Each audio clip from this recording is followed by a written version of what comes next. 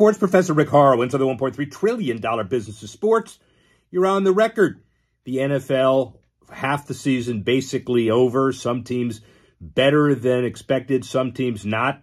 But the teams, because of the system, still valued at well over $6 billion on average, and the value increases 8 to 10% every single year, according to every metric. Stephen Ross bought half the Dolphins in February 2008 with a path to control, $550 million, first basic billion-dollar valuation. He is reportedly in advanced talks to sell 10 to 13% or more of the portfolio, which includes Hard Rock, the race, the tennis tournament, the Dolphins, and otherwise. The asset portfolio valued at least $8.1 billion. Today we talk more. Got to know Steve Ross for a variety of reasons. I've been a lifetime Dolphin fan. Of course, so has he, in addition to his Jets. But when he was in New York, a successful developer, still is, obviously. Related companies formed in 1972, 3,500 professionals, and over $60 billion in real estate assets, and even more. The bottom line is his philanthropy is excelling. In 2004, University of Michigan renamed its business school the Stephen M. Ross School of Business at the University of Michigan. The University of Michigan awarded Steve Ross an honorary degree in 2011. New York University, Wayne State, an accounting taxation background, heart and soul in the Dolphins. Lucky I know him well. And the bottom line is we all bleed Dolphin, aqua, and orange. Here's Steve Ross. Rick Horrow, inside the $1.3 trillion business of sports. You're on the record. This is a collector's item that not too many people have. Eastern Airlines terrible towel, waved in 1972, the Dolphin perfect season. Well, the perfect seasons haven't been there, but we got a perfect owner. Steve Ross, friend, entrepreneur, developer, visionary, philanthropist, so many things, but we'll get into them. Hello. Hi, Rick. It's good to be with you.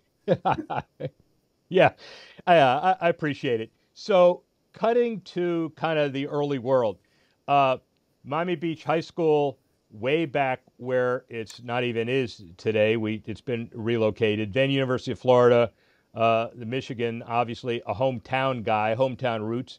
JD, Wayne State, Masters, NYU, tax.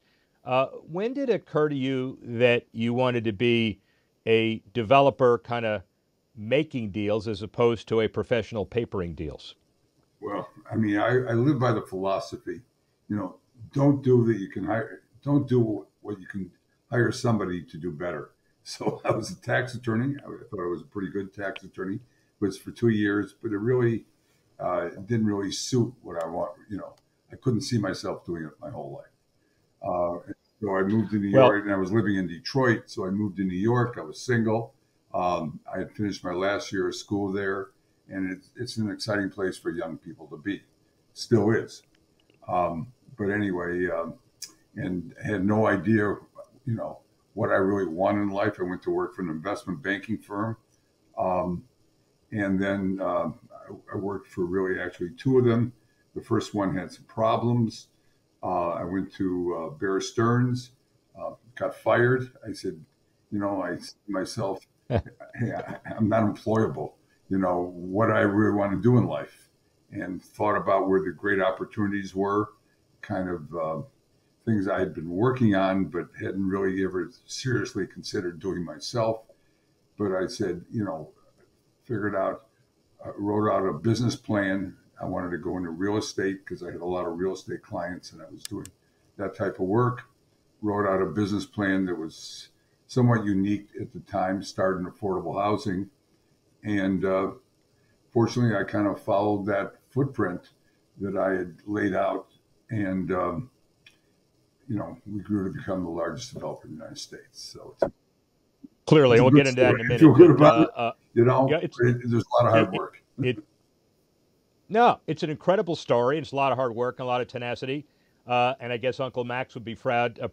Tell us about Uncle Max Fisher and his influence on your life. I mean, I didn't really have any real role models, or he's more of a role model as opposed to a mentor. But I mean, everybody probably has a rich uncle or would like to have a rich uncle, which doesn't mean you have anything in your pockets, but it's nice Right. to know. But it gives you more the idea when you're really close to somebody, my mother's brother, that if he could do it, I could do it, type of attitude. And I think that really inspired me. He was a fabulously successful, but more important, one of the most philanthropic and powerful people in the world. And knowing though I wasn't, when I was young, that close to him, I still, my grandparents are always, saying, why don't you be like your Uncle Max? And there was always, referring to him. And I was totally aware of his life and what his accomplishments. But I think that gives you the idea. And I think what people need today is really knowing that they can do it, the confidence. And when they see somebody they're very close with do it, there's no reason that, at least I didn't believe there's no reason I couldn't do it. Well, speaking of doing it, you kind of humbly mentioned that Related has become the largest, of its kind in the world in a very short period of time. 60 billion real estate assets, probably more now. The 5,000 or so professionals, one of the 50 most innovative companies in the world by Fast Company, Deutsche Bank Center, Hudson Yards, et cetera, et cetera. 40,000 residential units under rental. Is it your management style? Is it your entrepreneurialism? Is it your intuition? Is it your vision? Is it your ability to take risks, or is it all of that? All of that. I mean, you can't look at any one single facet and saying, hey, that's how you become successful. I mean, I think you have to put it all together in a package and operate. But I think the most important is to recognize you can't do it all yourself.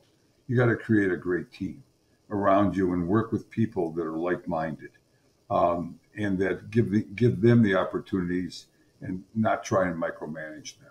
And I think really it's, putting a team together and working together, whereas people are not working for you, they're working with you. And I think that's, it's a slight difference, but it's a world of difference in terms of operating style. We know how hard it is to get public-private partnership facilities done, but reflect back in 2005 on Hudson Yards, what a perfect opportunity it would have been to leverage the Jets and the Olympic deal and a West Side stadium. Would you have done anything differently? You learned and you moved on. Look what happened. The city was trying to get that accomplished. And then when they didn't succeed, they put out that area out for bid, which became Hudson Yards, which we kind of won the bid and developed into the largest real estate, project ever in America. Yeah. So sometimes it's the stuff that doesn't get done in sports, and I get that. When did you first get the sports ownership bug? I guess you had a piece of the Islanders way back when too, and we'll talk about the Jets in a minute. But did you wake up one morning and say, no, I always wanted to own a team. I mean, I played ball. I wasn't as good as I'd like to be. Oh man, you were great. Wait, I got it. Oh, did you do that on purpose? Is that Michigan fight song there on purpose? Can I call you in about 20 minutes? Okay, good, thanks. Excuse me. How was that? How is that? The Michigan fight song, as if on cue. I have to really turn my phone off. I apologize. Oh, got another one. Yeah. But anyway. Okay, yeah. I turned it off. There you go. All right. I'm in a television interview. I'll call you back. Okay, now I silence the phone. Thank you. Go ahead. Not a problem. Always wanted to own a team. Way back when. Well, I mean, I always played ball. I wasn't the best. And, I love sports. But I didn't look at, sports as something that you get into as a profession.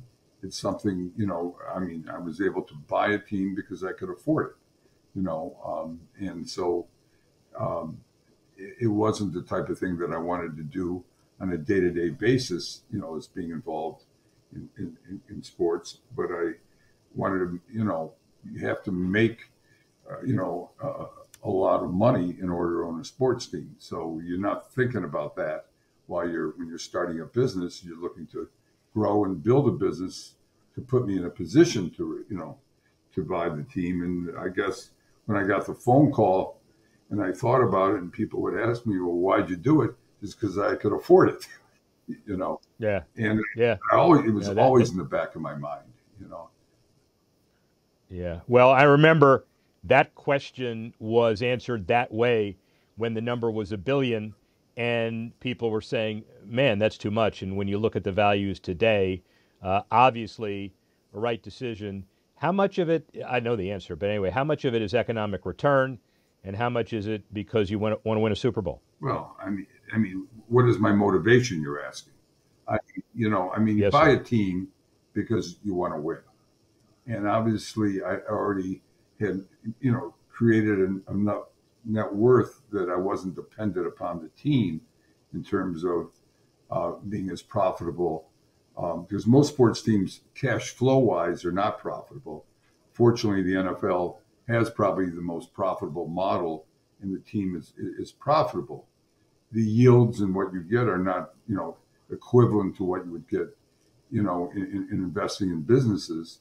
But it's the value, creation has been phenomenal, and I think the growth, and it's also made a lot more money than I would have ever thought. But I mean, your motivation though in buying a team, because you should be, or and I'm sure all of them are, needless to say, because you have the capital, that you had made the money. You want to win, but you also want to bring the community together and really do something Yeah. that can have an impact on the community. And there's nothing better than having an impact is using sports as really to do something like that. Well, and it's a legacy, and you are so aware of the legacy as well, being part of the growth of South Florida way back in the '60s and the 17-0 time. We all remember exactly where we were and the honoring of Don Shula. The 15 years of the franchise, and you're maturing into an older owner now. Do you feel like this is a public trust? It's a legacy. It's an obligation to kind of build a brand that the fans will remember. Well, Give me your I think perspective of the I last approached 15 that years. from day one. I mean, if you look and see how we've really taken the franchise, what we've done with the stadium, what we've done with the practice facilities, the impact we've had on the community, how we brought and kept the tennis tournament in Miami, how we brought Formula One, the soccer matches that we're bringing. I don't think any team has really taken sports and their facility, and it's good that I own the facility. At first, I thought it was better to be owned by the public, but we would have never been able to do all the different things we did, Okay. if we didn't own 100% of it, of the facility ourselves, and not having to go back to the public or elected officials for permission to do things. Because then you always have people who are opposing you, and Yeah, you have right. too many viewpoints. But I mean, the ability to do that, is really something that I get as much pleasure out of as winning. Certainly the fans So are all going to point to the fact, if I look at my legacy, it was my one-loss record. How many Super Bowls? From that standpoint, I feel that I have failed because we haven't had a Super Bowl. I think we're building a great, exciting team. I think we have, a great opportunity this year, but time will tell with that. But I think we built probably the top franchise in the National Football League, and I'm very proud of that. yeah, and let me tell you something. You're young. You got many Oh, years left. many. We're gonna have a number of Super Bowls there. Don't I mean, I might don't have worry Super about it. Bowls at the stadium. I'm counting Super Bowls if I'm Well, playing it. no, There's don't. a Yeah, difference that yeah, having played in our yeah. Oh, stadium. I've already had a number of those, but I haven't played in one. we, That's what we win one. all we That's the ultimate. You want to do that. Why? we all understand the difference, and we all understand the day that you're sitting in your suite jumping up and down because your team has the Super Bowl trophy in your stadium. You're known just for one more thing, and kind of an unconventional deal maker, I would guess, is a sense. The story about Richard Parsons and the Time Warner Center and the winning of that relationship, because you talk about that as a brand builder, not necessarily a revenue builder. That takes intuition to kind of figure out what the right thing to say at the right moment.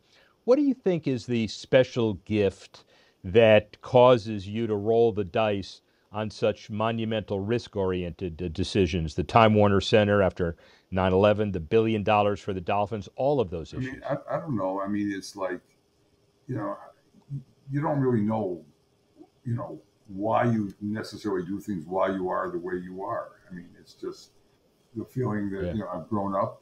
I mean, I think taking risks, you can't really succeed unless you do take risks. Most of the time, I don't know any better way to succeed than by taking risks. And so you have to be able to assess risk and knowing, when to really put more emphasis or more dollars into something and protect yourself. So, I mean, it's really a combination. I think you'll learn that through experience, through business, and, it's an intuition. It's an intuitive thought. All right, so stadium, Joe Robbie, Hard Rock, Sun Life, whatever it's called, anytime.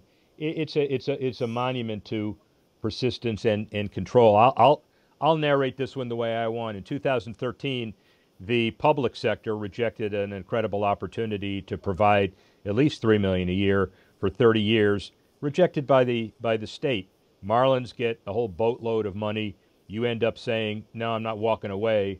Allowing the Autodrome for the Formula One, the World Cup matches, tennis, Super Bowls, and it's going to come out of my pocket.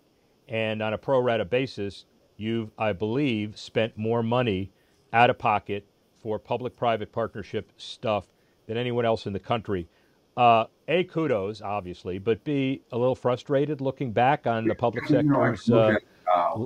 Well, I was disappointed, when we didn't receive the subsidy to really enhance the stadium.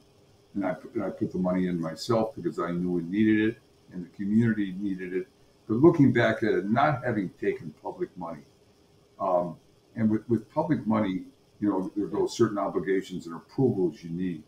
And I really think if I probably had all that public money, I probably would not be able to have done the things with the stadium that I did, in bringing the tennis and because you have to go back and get approvals, for everything because you've spent public dollars, so not having public dollars or needing public approvals, in moving forward allows you to really do,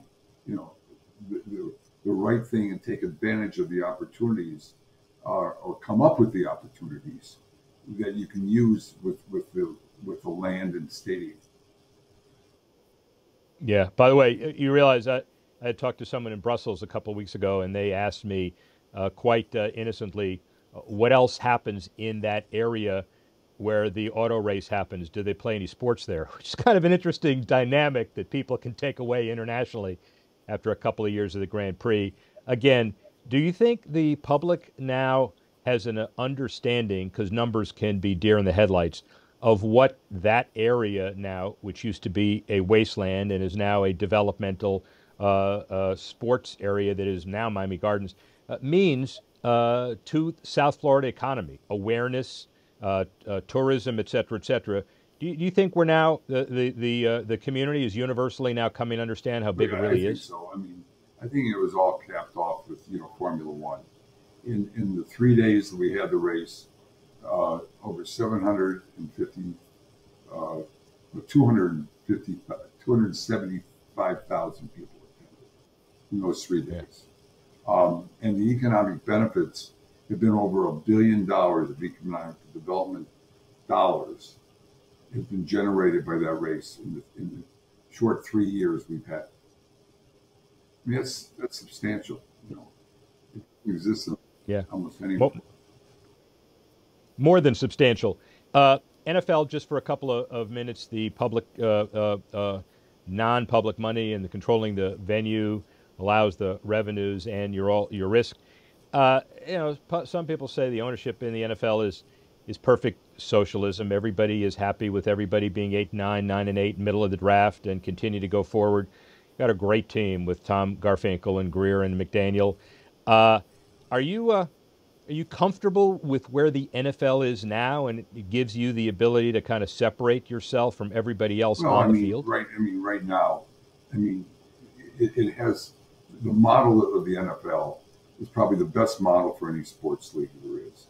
There's parity. Right. There's dollars to pay the players. There's money to put back into the communities, and to act, and do things you couldn't otherwise do. It's the perfect model for sports. I think if every league could have a model of the NFL, they would do that.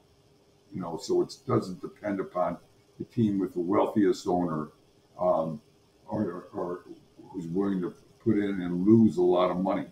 I think everybody benefits, and the players benefit. Look at how the salary cap is raised, and what players are making today because of that model that works. And we don't have the struggles of baseball, and the disparity of salaries per team that you have in baseball or the other sports. You've also created an environment where talented free agents want to come play for you, and that is fleeting, and it happens only to maybe 5 or 6 teams every year, and you're one of them. Because we have the capital and the desire to be the best. Whatever we do, we want to be the best in class. What was very rewarding is seeing that how we were voted the #1 team in almost in every single class in the NFL by the players. Yeah, which is obviously really important. Philanthropy, just for a couple of minutes. On the board at Cornell Tech, Lincoln Center, the Ross Center for Sustainable Cities, World Resources Institute.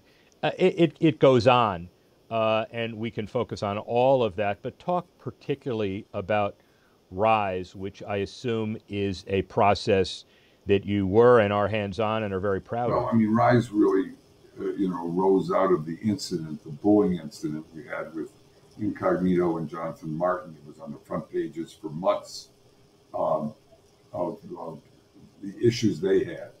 And people looked at it as really being racial. And I don't know, if it necessarily was that. I don't think it was. It was more mental issues. But the fact that it was perceived as racial, which allowed me to be able to do something where I could have an impact, because owning the team and getting the NFL and creating RISE, whereby I got the commissioners of every single major sport: football, baseball, hockey, basketball, and the NCAA, and all the minor sports as well, tennis. They're all part of this, and they're on the board. And it's using sports to create change. And, it goes from the thesis that, if you're a great sports star, you're a role model. And there's no place other than sports that has the equality that everybody would love to see happen. At least I would like to see happen. And by using sports to create that, I think I saw that opportunity, created it, and I'm happy with what we've done. I think we can do a lot more. I'm pushing for the organization to take even a bigger role today, because it's more needed than ever before. Clearly more needed than ever before. And then you bring some of your philanthropy south as you spend more time here in the tropics, although you are a Floridian, clearly. The $8 million commitment to Palm Beach State and the idea of equity and diversity. Talk a little bit about that.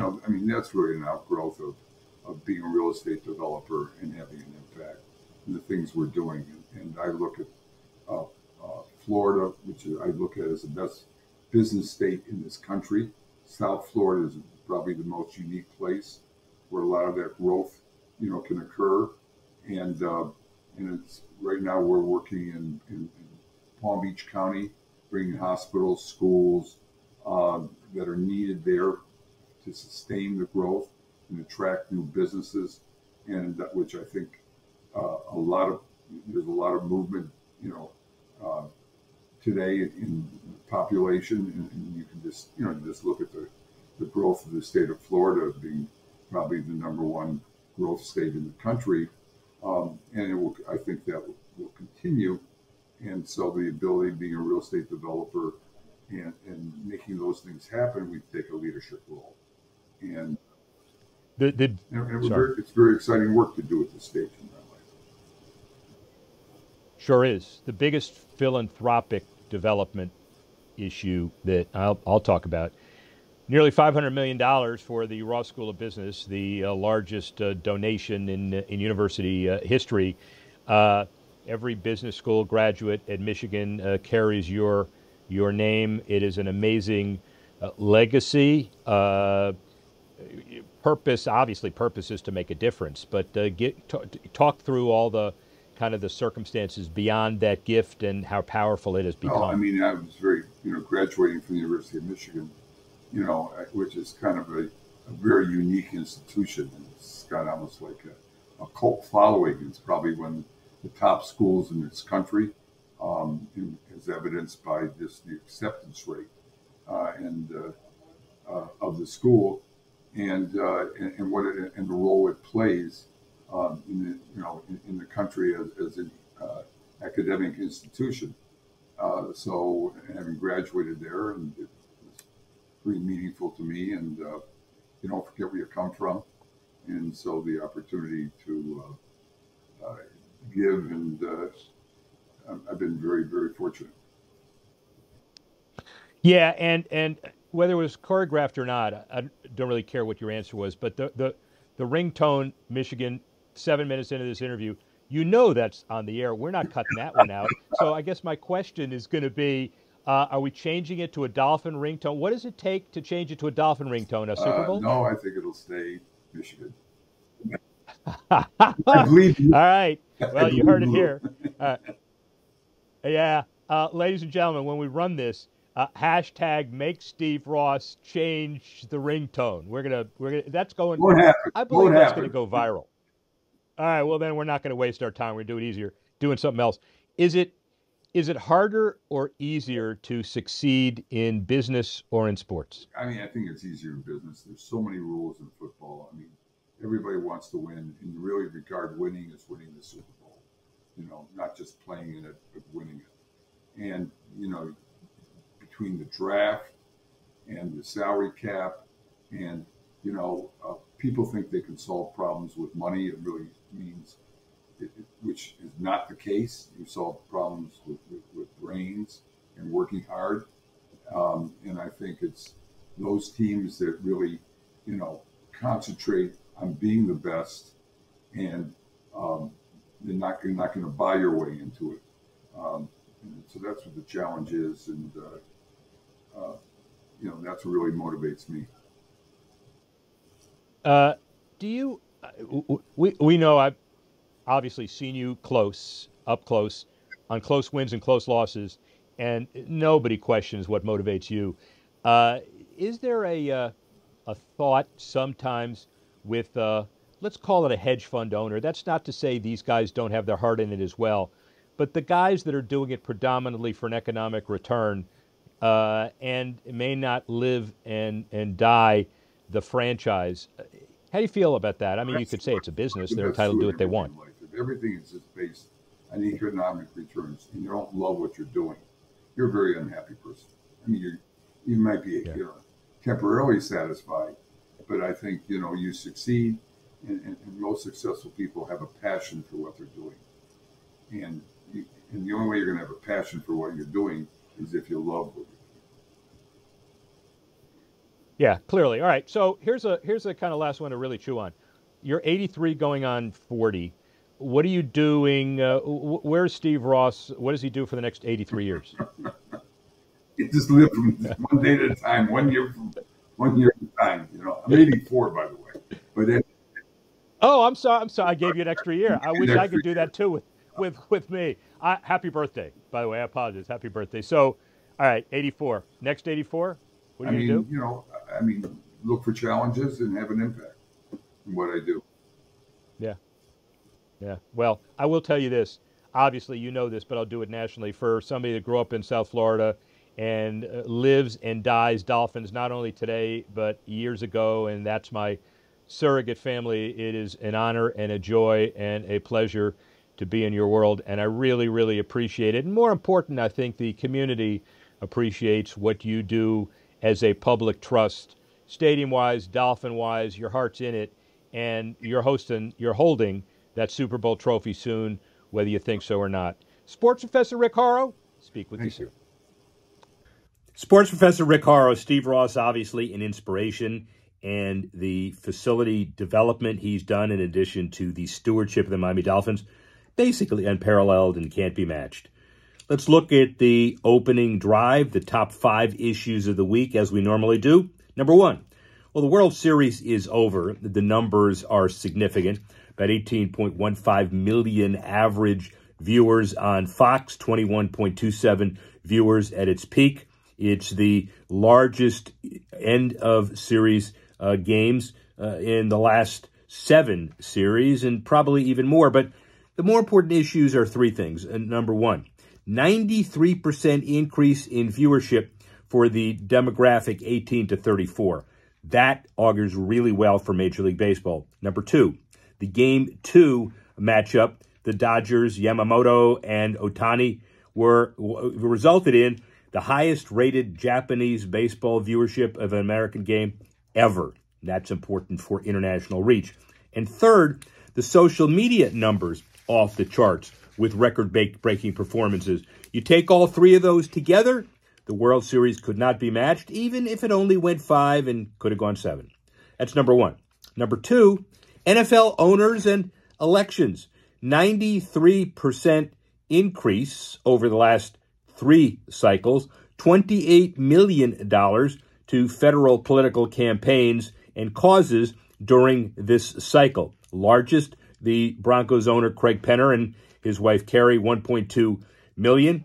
Arthur Blank, over 1.4. Woody Johnson, 1.8. Arthur Blank, 3.3 million. Panthers owner David Tepper, 2.9 million.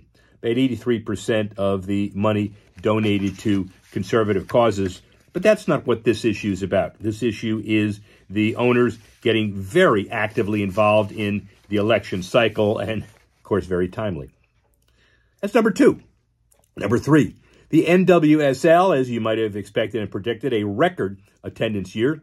Over 2 million fans, 3rd year in a row above 1 million, 1.4 million last year. Shattered this year on 89 matches with more than 10,000 fans.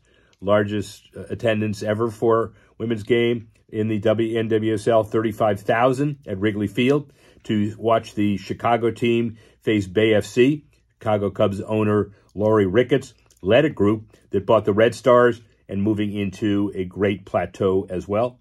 NWSL championship set for November 23 in the women's soccer-specific stadium in Kansas City.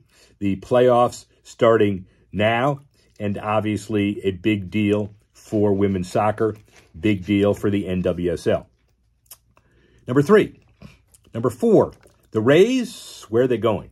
St. Petersburg City Council, you approved a $6.5 million allocation in public funds because of the roof collapsing and other structural damage at Tropicana Field because of Hurricane Milton. Temporary drainage system created at the Tropicana Field electrical systems as well, offices, concessions, and other exposed areas for waterproofing. According to the Tampa Bay Times, the repairs could last 8 or 9 weeks, but there is an outside chance it may be ruled uninhabitable for the foreseeable future. Unsalvageable would be the words, and therefore the Rays' future a little bit up in the air, looking at their facility in Port Charlotte, looking at other facilities around Tampa for spring training, facilities now possibly used permanently. Also used looking at ESPN's Wide World of Sports complex in Orlando. But what's muddying the waters a little bit, the $1.3 billion construction commitment by Pinellas County, which, by the way, the bond financing has to be done and issuing the bonds to help build the stadium by March 19, or the deal terminated. The vote for these bonds pushed back to November 19, and obviously time is of the essence. And Milton, some say, helped because it focused the issue. Some say didn't help because it added confusion. We're obviously going to check back. That's number 4. Number 5, the power conferences have their marching orders relative to the preliminary offer of settlement in House versus USA, NCAA. 22% of average power conference school revenue will be available per schools, and the cap rises 4% each year. Regardless, the sum is for schools to use at their own discretion. Scholarship increases are coming across sports, as are new roster limits. If the agreement that Judge Witkin will have in her plate next year is certified, the roster suggested limits include football at 105, men's and women's basketball at 15, baseball at 34, men's and women's soccer at 28, softball 25, volleyball at 18. Preliminary approval, just the first step toward final approval, and it's the beginning of a very long process. The average damage award for a football or men's basketball player at a Power 5 conference school, approximately $135,000. The settlement also allows for objectors. Some have already come forward, including former and current rowers at Yale, Oregon State, GW, and Texas. And by the way, the motion for final approval of House versus NCAA is on March 3rd, 2025. The final approval hearing scheduled for April 7, 2025, held remotely and in person. That, of course, is the biggest issue that college athletic directors are facing today. That's what we're looking at over the past week. Let's talk about the final drive and the 5 to watch coming up soon, coming up next week. Number 1, the St. Louis Stadium deal strikes a new deal. It used to be one that was a Centene Center. They pulled out looking for a deal. Who's it going to be? Energizer, the Battery, etc. A deal whose terms haven't been disclosed, but usually these are in the $3 to $5 million range annually. The Los Angeles football tie-up with Bank of Montreal, reportedly worth $100 million over a significant period. But this is important for St. Louis, and it's important for the facility. Washington University Orthopedics, Pet Care, BJC, Nestle Purina, Lufulce Auto, Anheuser-Busch, InBev, all major sponsors, but nobody stepped up for naming until now. So look for that deal to be finalized and implemented in the not-too-distant future. Number 2, Grand Canyon University joins the Mountain West in 2026, maybe even as early as the second quarter of 2025. The U.S. Department of Education last year fined the school $37 million for misleading students on the cost of graduate programs, but it's still doing incredibly well, and the move is the latest in the seismic wave of realignment. In September last year, that left multiple FBS conferences looking for new members. The Mountain West now added 3 new schools after the Pac-12 took schools: Utah State, San Diego State, Fresno State, Boise State, all now obviously committed to the Pac-12, but 9 full members in 2026 for the Mountain West. It includes Grand Canyon, Air Force, New Mexico, Nevada, San Jose State, UNLV, Wyoming, Hawaii, and the move continues. The Pac-12, by the way, still needs 1 more football-playing member, so this ain't over. That's number two. Number three, Adam Silver and Mexico City. He sits courtside with the administrative folks of Diablos Rojas baseball, basketball, and softball franchises in Mexico City at Arena CDMX. He sees the Heat playing the Wizards. He says that they would love to have Mexico City as an NBA franchise, but they're probably going to be facing certain difficulty if they leapfrog ahead of the normal NBA expansion candidates. So it's kind of a mixed blessing, a validation, but a wait in line. And when you think about it, there are a number of candidates in the U.S. Internally, they've started to evaluate the expansion process, so we may be seeing it in the not-too-distant future. Look for that.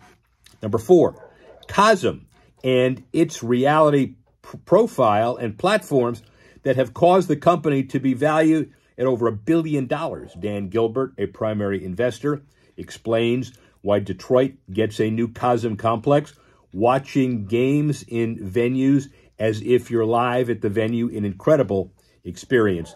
The Grand Scape in North Dallas, Hollywood Park in L.A., both constructed by firm HKS. It's a 1.5 million square foot mixed-use district adjacent to Campus Meritus and Bedrock will be broken ground called the Cadillac Center in Detroit. Looking for that to be a major new facility as we go forward. That's number four.